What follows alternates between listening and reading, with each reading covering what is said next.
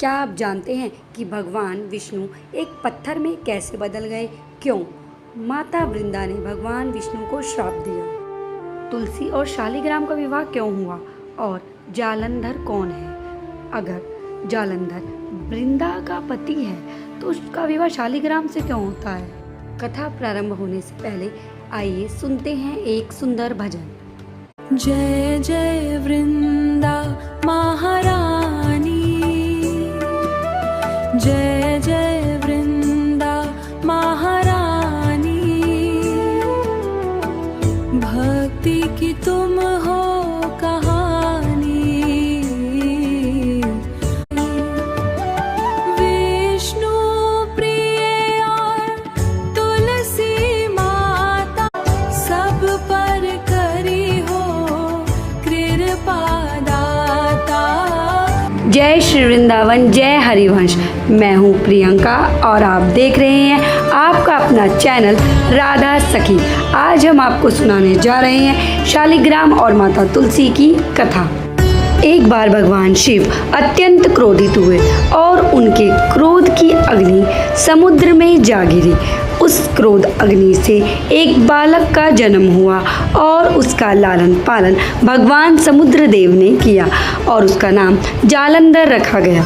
जालंधर भगवान समुद्र देव के पुत्र माने जाते हैं और साथ ही साथ वे माता लक्ष्मी के भाई माने जाते हैं, क्योंकि माता लक्ष्मी समुद्र देव की पुत्री हैं।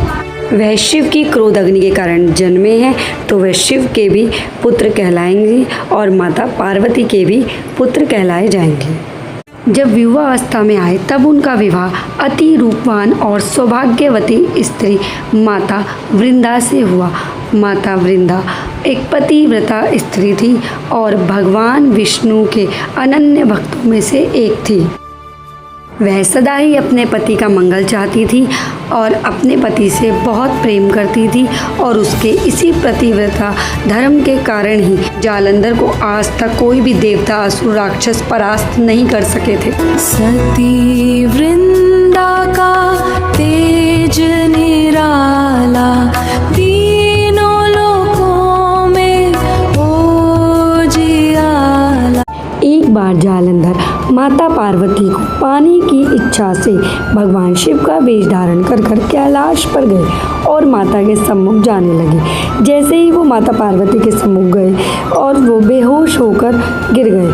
क्योंकि वो माता पार्वती का तेज सहन ही नहीं कर सके। जब माता पार्वती पास में गई तो उन्होंने देखा कि ये जो जालंधर है भगवान शिव का रूप धारण किए हुए थे, क्योंकि वे गिरते ही अपने असली रूप में आ गए थे। ये बात जब भगवान शिव को पता चली तो वे अत्यंत क्रोधित हुए, क्योंकि जालंधर ने महापाप किया है। जब हम किसी पराई स्त्री को गलत नज़रों से देखते हैं तो वह महापाप की श्रेणी में आता है, किंतु अगर वह स्त्री हमारी माँ लगती है तो वह महापाप से भी बहुत बड़ा पाप माना जाता है। तो जालंधर का तब भगवान शिव इस महापाप के लिए जालंधर को दंड देने के लिए चल दिए। जालंधर को मार पाना लगभग असंभव था, क्योंकि उसकी पत्नी वृंदा अति पतिव्रता स्त्री थी और उसके पतिव्रता शक्ति के कारण ही उसको मार पाना असंभव हो रहा था। तब सभी देवता मिलकर भगवान विष्णु के पास गए और भगवान विष्णु के पास जाकर उन्होंने प्रभु से प्रार्थना की कि वह उनकी मदद करे। तब भगवान विष्णु जालंधर का रूप धारण कर वृंदा के सम्मुख गए। नारायण नारायण दीन दयाल,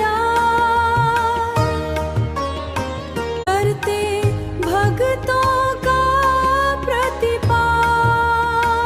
लीला तेरी अपरंपारा, तुम बिन कौन हमारा। और वृंदा को लगा कि युद्ध समाप्त हो गया है और मेरे पति सही सलामत मेरे पास आ गए हैं। जैसे ही जालंधर समझकर वृंदा भगवान विष्णु के पास गई तुरंत उसका पतिव्रता धर्म नष्ट हो गया। पतिव्रता धर्म छूने से नष्ट नहीं होता। जब आप किसी पराये पुरुष को अपने पति की दृष्टि से देख लेते हैं तभी पतिव्रता धर्म नष्ट हो जाता है। और जैसे ही वृंदा का पतिव्रता धर्म नष्ट हुआ, भगवान शिव ने वृंदा के पति जालंधर का वध कर दिया। पति की मृत्यु की बात सुनते ही माता वृंदा अत्यंत शोक में डूब गई और उन्होंने भगवान विष्णु से कहा, आप तो ईश्वर हैं, ईश्वर का दिल तो करुणा से भरा होता है, किंतु आपका दिल तो पत्थर का है। आपको जरा भी भान नहीं हुआ कि पति की मृत्यु के बाद मुझे कितना दुख होगा, मुझे कितनी पीड़ा हो रही है। आपका दिल तो पत्थर का है, करुणा के सागर नहीं हैं आप। मैं आपको श्राप देती हूँ कि आप इसी क्षण पत्थर के बन जाए। तब भगवान विष्णु पत्थर के बन गए। कैसी लीला कैसा विधान,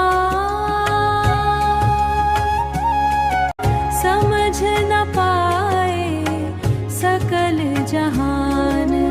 देवी वृंदा के देह त्यागने के बाद उनकी देह से जो राख उत्पन्न हुई, उस राख से तुलसी जी का जन्म हुआ या तुलसी जी का पौधा प्रकट हुआ। तुलसी बन कर आई मैया, हरि चरणों में ठौर बनाया। इन तुलसी के भोग न लागे, सी के कृपा न बरगे। बिन तुलसी के कृपा न बरसे, भी तुमको हृदय में धारे।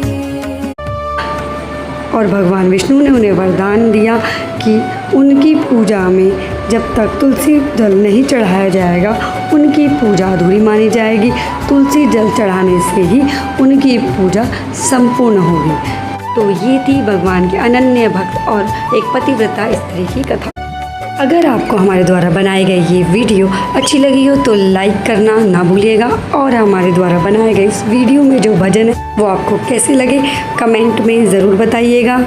हमारे चैनल को सब्सक्राइब करना ना भूलिएगा। हमारे चैनल को और हमारी वीडियो को अपने परिवार वाले और अपने दोस्तों के साथ शेयर करिएगा। ऐसे ही ज्ञानवर्धक वीडियोस के लिए देखते रहें राधा सखी। तो मिलते हैं अगली वीडियो में। जय श्री वृंदावन, जय हरिवंश।